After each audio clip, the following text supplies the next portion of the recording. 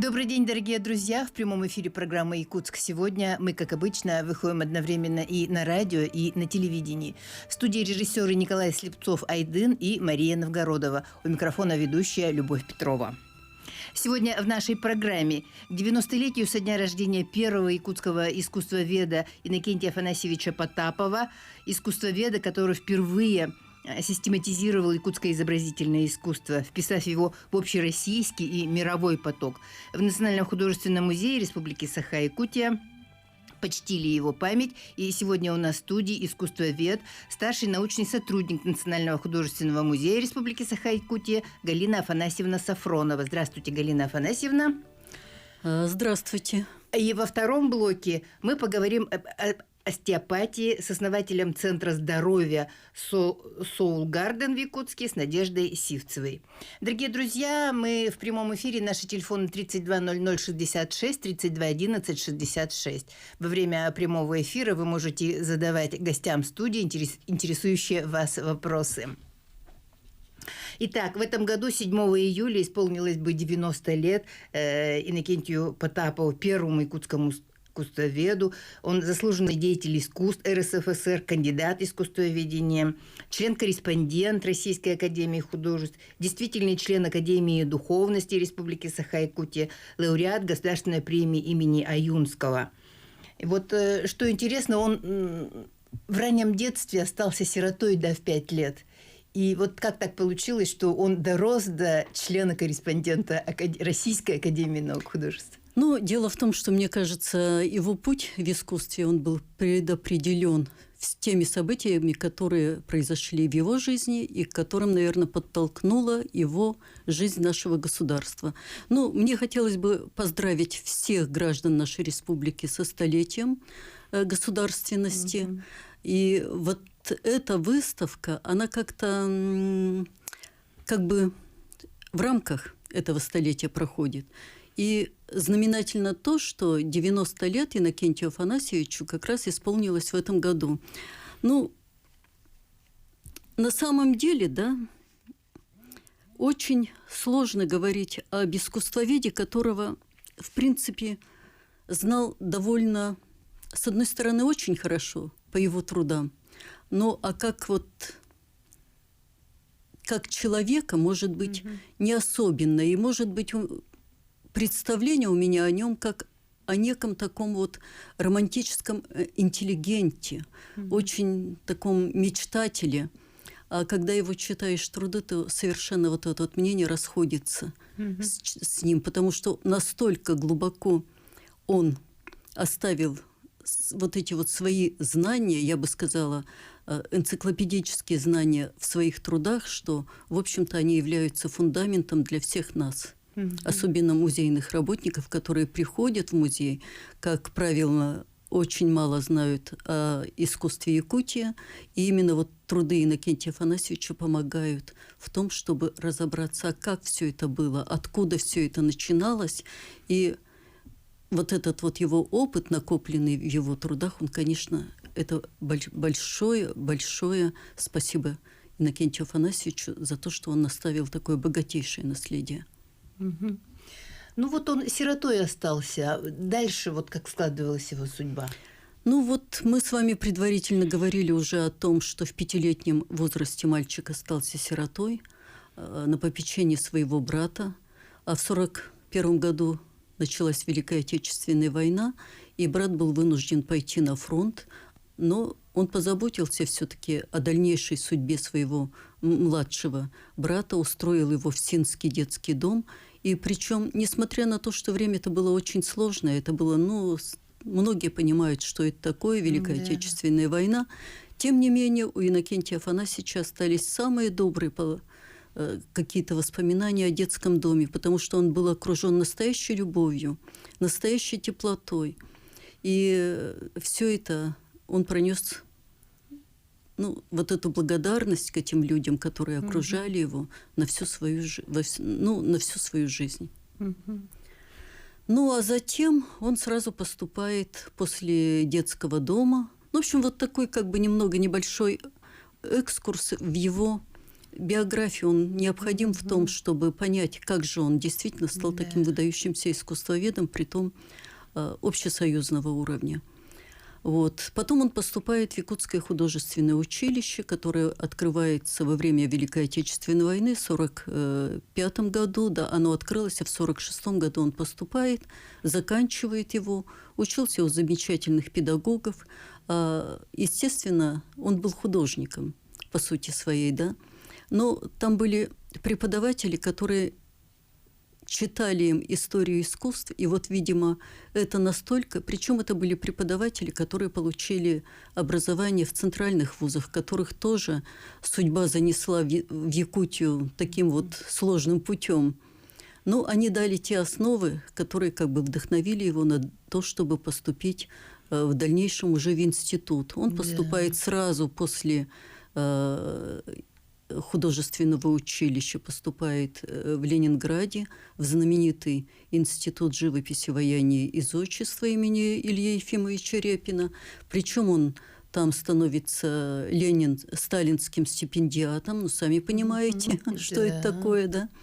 Вот. И сразу после того, как он закончил институт, он уезжает в Москву и поступает опять-таки в аспирантуру, и который тоже блестяще заканчивает. В 60-м году он пишет свою монографию, посвященную якутскому изобразительному искусству, и защищает кандидатскую диссертацию на основе вот этой вот монографии. Еще мне хотелось бы коснуться 1957 года, который повлиял на творчество и на судьбу наших многих выдающихся деятелей. Культуры и искусства. Культуры и искусства, да, особенно, потому что это вот прошли первые такие вот межсоюзные выставки художественные. Причем там выступали и наши земляки. Михаил Лукин, например, Афанасий Осипов, которые, будучи совсем молодыми людьми, а Иннокентий Афанасьевич тоже относился к этому поколению, вообще поколение, которых мы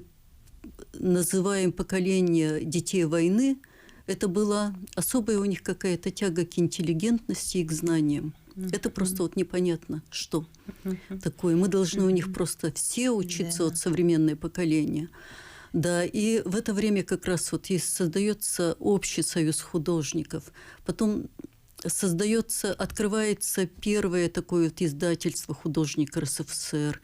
Издаются журналы «Декоративное искусство», «Художник», «Творчество». Ну, то есть все, как говорится, направления жизни культурной, которые повлияли и на искусство изобразительное, и на кино, и на все, они как бы вот и на такие... мировоззрение. Да, сформировали такое, сформировали его, да. И вот как вы отмечаете, у нас где-то немного времени осталось, 5 минут, как вот вы отмечаете этот юбилей Национальный художественный музей? Мы открыли выставку, которую назвали «Жизнь в искусстве». Причем эта выставка, она как раз вот говорит о том, что Иннокентий Афанасьевич, он всю жизнь провел в искусстве. То есть для него искусство – это не была работа, это была его именно жизнь. Причем мы ее открыли на основе дара его сына Аяна Иннокентьевича и его супруги Светланы Дмитриевны, которые подарили... сейчас фотографию показывают. Которые подарили нам свыше 200 работ. Ну, в основном это графические листы. Причем надо сказать, что Иннокентий Афанасьевич никогда не собирал специально коллекцию для себя. Это просто дары художников. Знак благодарности, знак уважения. Есть такая фраза «художников друг и советчик». Вот как раз вот он и являлся художников друг и советчик, да. Там не только графические листы, причем некоторые в единичном экземпляре, некоторые в нескольких. Ну, графика – это такой вот, понимаете, несколько, печатная графика. Да, но и живописные работы есть, но и еще очень ценно то, что передано достаточно много произведений народной резьбы по дереву якутской. И, ну, в общем, вот такая вот на фоне этой... да, еще его работы, непосредственно работы. Его труды, да? Да, то, что он сам делал, зарисовки. Он сам рисовал? Конечно, он же был художник и искусствовед. Причем тут я бы сказала так, что художник, он мыслит образами. Вот. А искусствовед, он как бы несет свои знания, свое... Ну, нам всем, образовывая нас, и одновременно художников. И вот, конечно, якутское изобразительное искусство, оно, в общем-то, вышло на такое большое пространство и на мировой уровень благодаря нашему Иннокентию Афанасьевичу. Да. Да. Благодаря его трудам. Благодаря его трудам, конечно, да. Ну, у нас 2 минуты осталось от завершения, что вы хотите сказать. Ну, в завершение я хотела бы что сказать. Я считаю, что вот этот юбилей столетия нашей республики, государственности, он как раз совпадает с юбилеями многих людей, которые заложили основы того, чем мы сейчас гордимся. Вот недавно мы провели тоже юбилей Михаила Федоровича Габышева, ученого. Его 120 лет его со дня рождения, 60 лет передачи, его коллекции, который является основой галереи зарубежного искусства. И который был экономистом известным, потом известным ученым в области изучения якутской лошади. Да, и табунного коневодства. Да, и табунного коневодства. Да. И вот как раз Иннокентий Афанасьевич, который взрастил, можно сказать, целую плеяду художников и искусствоведов благодаря тому, что он ведь многие годы работал в Академии нашей наук, заведовал сектором искусства. И многие наши искусствоведы получили не просто образовательный такой уровень, но они защитили кандидатские диссертации. Среди них можно отметить Владимира Харлампьевича Иванова, известного искусствоведа, Римму. Простите, забыла, выскочила из головы. Да. Ну, в общем, очень многие искусствоведы получили благодаря Иннокентию Афанасьевичу и его трудам путевку в жизнь, я думаю, так. Ну и мне хочется просто пожелать всем, чтобы мы любили свое искусство, старались понять тех людей, которые создавали что-то на основе этого. И, в общем-то, пока живут их труды, я думаю, что мы все будем учиться. Да. Я благодарю вас за вашу информацию. И напомню, что в прямом эфире приняла участие искусствовед Галина Афанасьевна Сафронова. Дорогие друзья, первый блок наш на этом завершается. Сейчас мы прервемся на рекламу, а после рекламы мы продолжим нашу программу. Не переключайтесь.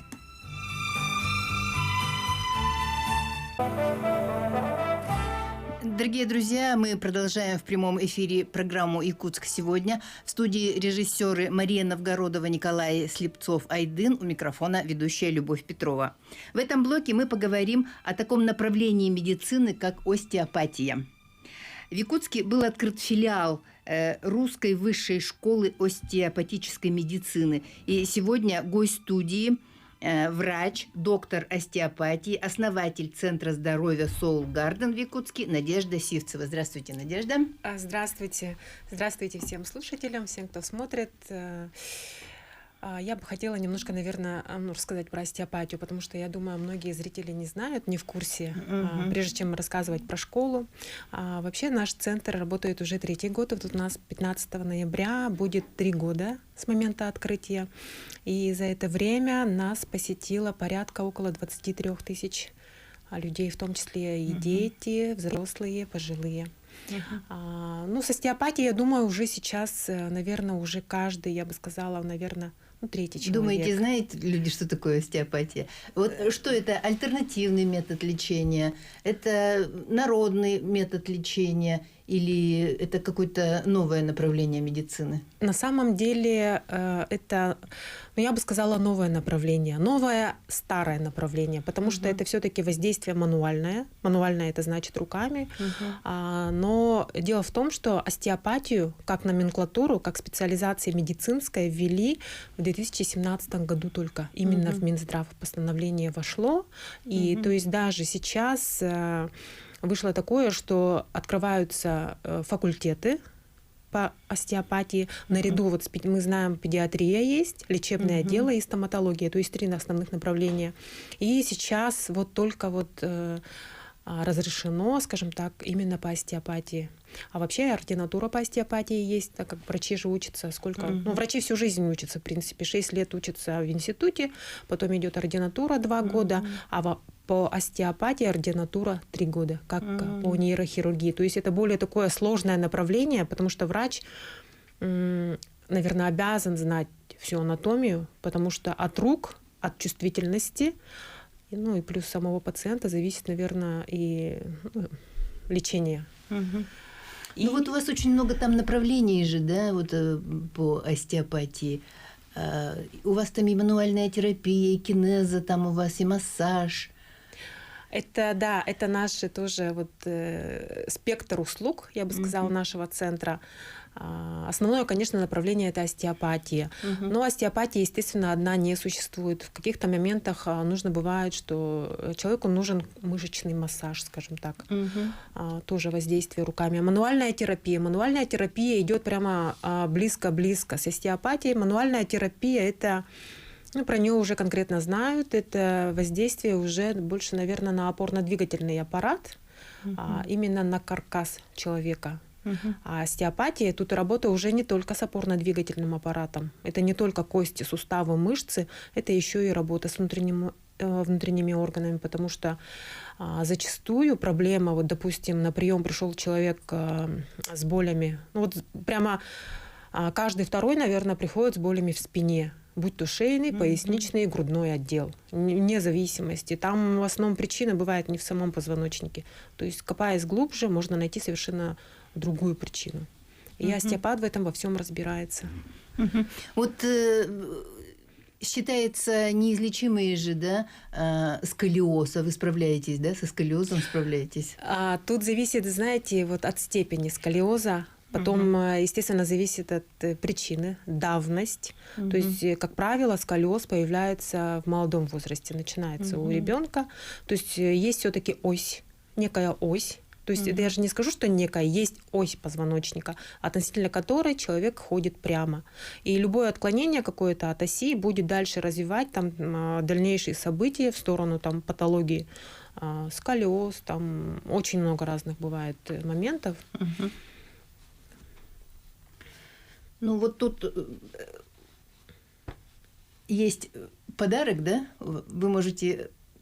Да, я об этом хотела тоже сказать для слушателей НВК, для слушателей радио. 10% подарок, 10% на первую услугу нашего центра, потому что люди спрашивают, люди приходят. И вот про школу я не сказала, да, вот именно в чем смысл. Почему вот сейчас в Якутии вообще вот остеопатия очень сильно быстро развивается. Не только в Якутии, но и в России в целом, потому что люди уже понимают, что одними таблетками, значит, лечение не произойдет эффект, скажем так, и копаясь, каждый человек дальше, глубже приходит к некоторым таким альтернативным методам лечения. Поэтому необходимо сесть. Был запрос, скажем так, в мае мы провели первую остеопатическую конференцию, куда привлекли именно медиков, были приглашены врачи, медики нашего Якутска, и уже там прозвучал запрос, что остеопатическая учеба все-таки нужна здесь, потому что учеба проходит в центральных городах только, и достаточно это дорогое удовольствие, скажем так, летать каждые там 1,5 месяца в Москву или Санкт-Петербург, поэтому первый семинар прошел в октябре этого года. Прилетала сама ректор Тамара Ивановна, и группа набралась. Сейчас, кстати, вот ведется донабор. У нас можно еще набрать несколько человек на второй семинар. Второй семинар пройдет уже в январе. Обучение это длится почти 4 года. Очно-заочное получается, преподаватели все приезжие, и врачи получают диплом. И диплом остеопата, да, получат? Да, диплом врача-остеопата. И аккредитация будет. Но аккредитация будет проходить, естественно, не в нашем городе. А врачи какой специальности могут быть остеопатами? Или это не имеет значения? Это имеет значение как раз-таки. Вот до недавнего времени, вот в 2017 году, наверное, буквально только там 6 специальностей были допущены. Это неврологи, там, педиатры, терапевты, ну вот травматологи, ортопеды, хирурги. Все. А потом сейчас этот спектр уже увеличился. Разные уже специальности, там очень много. Даже врачи функциональной диагностики могут обучаться. Сейчас очень многие врачи, у которых имеются сертификаты, могут обучаться на врача-остеопата. Остеопата, да. И занимаясь своей основной специальностью, они могут применять ваши методы, да, в лечении или нет? Могут применять, могут абсолютно. Применять, потому да? что, вот, допустим, если человек... Вот я раньше педиатром работала, участковым. Мы, допустим, ребенка там отправляем к узким специалистам, к окулисту, там, к гастроэнтерологу, неврологу. И каждый специалист смотрит только свою область. Ну, потому что, в принципе, нас так учили. А на самом деле, да, вот педиатр, что он должен был делать? Он должен был все вот эти вот диагнозы обобщить, выявить причину, от чего это все. Потому что все-таки организм следует рассматривать как единое целое, не по отдельности никак. И, что касается меня, наверное, и моих коллег, мы этого, наверное, не делали. Потому что в целом там выявлять причину просто-напросто, наверное, времени такого не было. Сейчас, уже спустя годы, да, я бы сказала, наверное, что рассматривать организм как единое целое необходимо. Потому что, в частности, там и не всегда можно вот лечить таблетками и выявить причину. Это... И просто одним массажем, да? Ну, это даже, я бы не сказала, вот не только как массаж, но люди воспринимают, в принципе, как массаж, остеопатию, но на самом деле это гораздо глубже, потому что у каждого органа есть свое движение. Это я не говорю про функциональную какую-то вот свойство органа. То есть это тут еще есть и движение органов, с которыми как раз-таки работает остеопат. Тут вообще, вот если глубже заходить, это можно вообще целую тут историю рассказать. А вот с какими болезнями вот могут люди к вам обращаться, с какими заболеваниями? Ну вот я как ранее сказала, естественно, это вот заболевания опорно-двигательного. Вот очень много ревматоидных ситуаций, там артриты, артрозы приходят. Потом с маленькими детьми. Маленький ребенок, допустим, раньше диагноз такой ставили часто — резидуальная энцефалопатия. Ну, то есть это вот, что касается маленьких детей, грудничков, когда ребенок плохо спит, срыгивает, кишечные колики, там, то есть беспокойный малыш, скажем так. Такие дети это наши, потому что с детьми работать — это очень благодарное дело. То есть когда он маленький, с ним можно, то есть предотвратить до 3 многие... все болезни можно, да, до 3 лет? Естественно, да. Тут можно вообще вот многие моменты как бы избежать вообще. Взрослые, допустим, приходят даже, женщины, вот, допустим, после родов восстановление, это, как правило, подготовка к родам, во время беременности приходят. Приходят, у меня, например, вот были какие случаи, вот высокое давление, допустим, вот с такими приходят, головные боли, нарушение зрения. После травм восстановления, да? После травм, после операций, вот как раз-таки с переломами, тут период действительно нужно прождать, вот когда именно такое какое-то острое состояние, а так тут прямо вот вообще показания нужно работать. Именно остеопаты могут помочь эффективно. Да. Вот об этой школе расскажите, пожалуйста. О школе, высшей школе остеопатов. Так, школа вот остеопатии все-таки, я вот говорила, что нужно в Якутске, чтобы специалисты обучались. И сейчас вот, посмотрев уже первый семинар, посмотрев, как обучились студенты, преподаватели приезжали из Санкт-Петербурга, из Москвы, и действительно спрос есть, и специалисты уже начали применять в своих техниках, в своей работе, кто работает, уже эти приемы. Школа на самом деле существует с 92 года, вот они 25 лет праздновали. Это первая школа в Санкт-Петербурге, находится основной филиал, и в нескольких городах вот у них филиалы. В нашем городе, получается, это 7-й. Мы 7-й филиал. А так у них во многих городах, и я скажу, это наоборот очень хорошо, что в Якутске открылось, потому что ну, вот ездить достаточно накладное такое мероприятие для каждого человека, а тут все под боком, как говорится, и, ну, без выезда. И то же самое качество лечения, обучения специалисты, слушатели имеют возможность получить. По окончании получают сертификат или диплом? А вот врачи получают диплом, люди со средним медицинским образованием, они получают сертификат удостоверения прохождения курсов. И могут уже, да, оказывать эти услуги? Могут.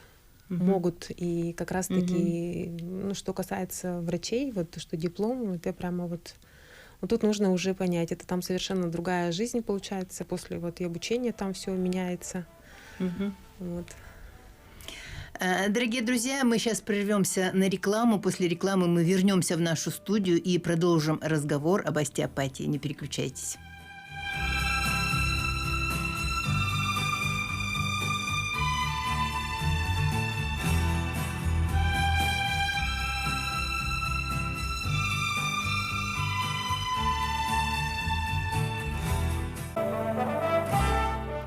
Дорогие друзья, мы продолжаем в прямом эфире программу «Якутск сегодня». В студии режиссеры Николай Слепцов-Айдын и Мария Новгородова, у микрофона Любовь Петрова.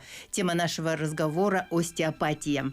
И говорим мы об остеопатии с врачом, доктором остеопатии, основателем Центра здоровья Soul Garden в городе Якутске Надеждой Сивцевой. Дорогие друзья, наши телефоны 320066, 321166. Вы можете во время прямого эфира присоединиться к нашему разговору и задать Надежде интересующие вас вопросы вот как раз по лечению остеопатии, да, методом лечения. Да. Угу. Ну вот какие у вас, ваш центр уже существует 3 года, да? И 23 тысячи человек уже прошли через ваш центр. Да, это статистика наша до ноября, до 1 ноября. Я считаю, это достаточно такая цифра показательная. И причем очень много повторных пациентов. Повторные в плане того, что люди... как понимают, наверное, вот, например, ребенку, да, вот сколько раз нужно к остеопату ходить, ребенок же растет. Каждый год, я считаю, прямо нужно как курс посещать. А что касается взрослых, тут уже совершенно индивидуально, потому что обычно спрашивают, сколько раз нужно ходить к остеопату. К остеопату в среднем где-то, в среднем прямо 3-4 приема. И причем остеопатия — это не массаж, не каждый день. Мы где-то время назначаем от недели до 14 дней. Бывает и больше, потому что вот за это время, за период, когда вот мы даем время для раскрутки организма, потому что там уже как раз я вот рассказывала ранее про ось организма. Пока это все раскрутится, достаточно время, потому что наш организм — это все-таки не машина. Кстати, вот что касается машины, вот машин, транспорт вообще, вот этот делают же техническое там осмотр, техосмотр вот ежегодный, да, там, я не знаю, вот как. Для человека то же самое, то есть... Регулируют, смазывают. Да, и многие люди, да, что я замечаю, вот ходят, и вот, допустим, молодые пациентки, 20-летние девушки приходят ко мне на прием, студентки. Вот особенно же были времена, когда дистанционно все ушли, ковид, все сидели дома с телефонами, обучались. Что касается школьников, детей, подростков, да, студенты. И у многих появились боли в спине. Приходят совсем молодые девочки и с болями, да. Как бы это дело так не пойдет, я скажу так, да, потому что, в принципе, тело человека, оно не должно болеть, оно, в принципе, не должно беспокоить. А многие приходят и говорят, это уже привыкли, и как бы это для них норма. Но это неправильный образ жизни, да? Или это болезни? Вообще про болезни, очень много, конечно, причин. Вообще я считаю, что здоровое тело, когда человек заботится о себе, никак вообще не должно беспокоить. Вообще абсолютно никак. То есть никаких там, это головная боль, это уже показатель, то что вот, и на самом деле вот болезни, да, вот это ну, помощь, что ли, сигнал о том, что что-то не так. Что человек вот хочет этим сказать? Не что человек, что человеку... Организм. Да, что касается, потому что это необходимо слушать, потому что тело, психосоматику и биохимия, это вот гормональные наши фон, ты никуда не уберешь. Это вот триада, прямо она взаимосвязана тесно друг с другом. И на самом деле все врачи, я скажу так, да, всех специальностей, могут помочь лишь на 30%. Остальное человек все делает сам. Все вот эти 70% он помогает сам. Вот это прямо точно. Просто у нас же как бывает, допустим, ну, что-то беспокоит, человек жалуется с определенными жалобами, ходит какое-то время, приходит к врачу, все, лечите меня, ответственность себя снял, как говорится. Ну, такое бывает, наверное, там, я не знаю, в книгах или там, я не знаю, волшебную пилюлю никто еще не придумал. То есть тут такой момент, что пока человек сам себе не захочет помочь, ему никто не поможет. А бывает же ответственность снимать все с себя хотят. Прийти к врачу и сказать, лечите меня, и вот чуть ли не приходят, там за 40 минут хотят, ну, прием остеопата 40 минут длится, где-то примерно плюс-минус, да, чуть ли не омолодиться. Ну, это, извините, куда годится. Ну, вообще, что влияет на здоровье? Образ жизни, да, питание, Естественно, да. экология. И плюс еще отношение самого человека ко всему окружающему. Допустим, вот недавняя вся эта ситуация тоже, да, вот, ну, тоже вот, есть люди, которые так отнеслись, вот, есть люди, которые по-другому отнеслись. Естественно, вот, ну, все болезни от нервов, такое же слышали? Ну, генетика еще. Плюс это тоже есть. Но тоже вот сейчас, я скажу, время совершенно меняется. Это уже не те времена, когда антибиотик только нашли и разработали, и все, антибиотики помогают ото всех. Да во времена ковида даже вот протоколы лечения же очень часто менялись. Если вот сначала, поначалу 2 вида антибиотиков назначали, а потом это все ушло, противовирусные препараты. Вот, и, то есть время очень быстро меняется. Лечение то же самое. Человек в принципе меняется, да, вообще Земля меняется. То есть ко всему этому подстраиваться, это нужно очень быстро сейчас. Вы, наверное, сами заметили, что у нас даже время поменялось, оно даже меньше в минуте, минута стала меньше. Сжимается. Сжимается. Да, на самом деле так. То есть зависит от всего. Питание, безусловно. То есть, или, допустим, приходят офисные работники очень часто, и у всех там холка, ну, холка вот примерно. Остеохондроз. Да, остеохондроз. Я говорю, что там, какие у вас жалобы? А у меня остеохондроз, все начинают вот как вот эти вот приносят снимочки и все говорят как по книге, да. А конкретно что беспокоит? В принципе, там, ну, если, извините меня, сидеть вот так каждый день сгорбившись, да, компьютер где-то там внизу, что-то еще там, стол неудобный. Ну, то есть вот это нужно что-то менять тоже хотя бы вот в своем окружении. Плюс то же самое касается питания. Да, воду вообще люди не пьют. Ну, это в принципе, я говорю, вот можно советы давать хоть сколько угодно. Да, если человек сам не поймет, что его здоровье в его руках. Естественно, это на самом деле так. И что касается вот детей, дети очень сильно связаны с мамой.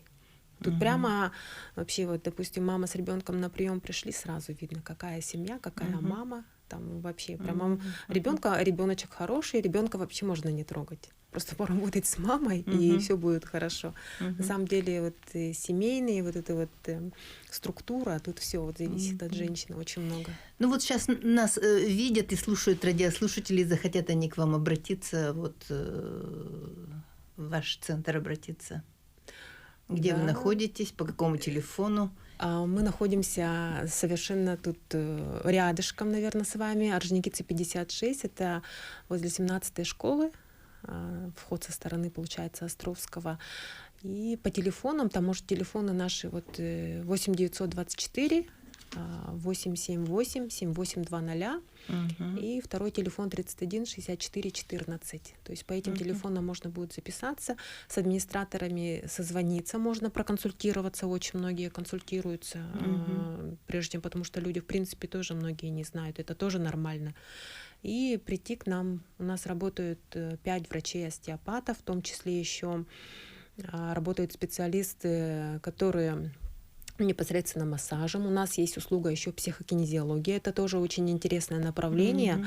Единственный, я бы сказала, специалист у нас в городе, вообще в республике, который занимается вот этим методом. Это вот уже вот уникальный метод, когда... Это метод Бубновского, да? Это метод... Нет, это не метод Бубновского. Это... Ну, что такое психокинезиология? Психолог плюс кинезиолог. Кинезиолог — это мышцы, это работа с мышцами. То есть по тестированию мышц, потому что все-таки мы зависим все-таки от тела, как ни крути, от работы наших мышц. Специалист задает вопрос, и тут уже человек сам уже свои вопросы отвечает сам. Просто специалист это тонко улавливает. Вот. Ну и также по промокоду НВК САХА, дорогие друзья, дорогие слушатели, вы можете обратиться в центр остеопатии, да? Да. И вам сделают на первоначальный прием вам сделают 10% скидку. Да, совершенно верно. Для слушателей НВК, для телезрителей. У нас, Надежда, у нас 3 минуты до конца эфира. Вот что бы вы хотели сказать в конце?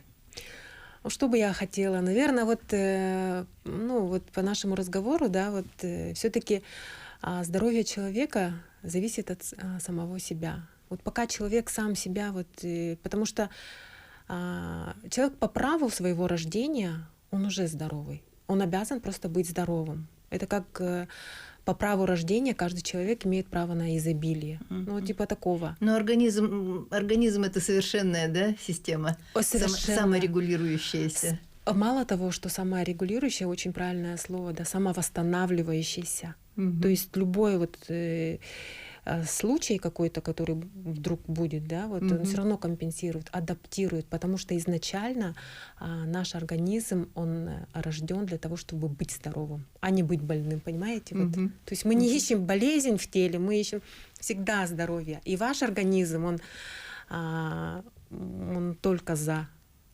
То есть стоит только там немножко его тронуть, он прямо хочет. Каждая клетка хочет жить, причем качественно. Ну и, дорогие друзья, поэтому вы можете обращаться в Центр здоровья и остеопатии Soul Garden по улице Орджоникидзе, 56, сразу после 17-й школы, и обращаться по телефонам 8 924 878 7800. Можно по мессенджеру WhatsApp, да, обращаться? Да, по WhatsApp можно. Да, и проконсультироваться по проблемам здоровья. Также Центр предоставляет для слушателей НВК САХА промокод, и при записи на первоначальный прием предоставляется скидка 10%. Да. Мы ждем всех будем рады видеть. Спасибо. Дорогие друзья, на этом наша программа завершена. В прямом эфире приняла участие Надежда Сивцева, врач, остеопат, основатель Центра остеопатии в городе Якутске. На этом наша программа завершена. Мы прощаемся с вами, желаем вам всего самого доброго.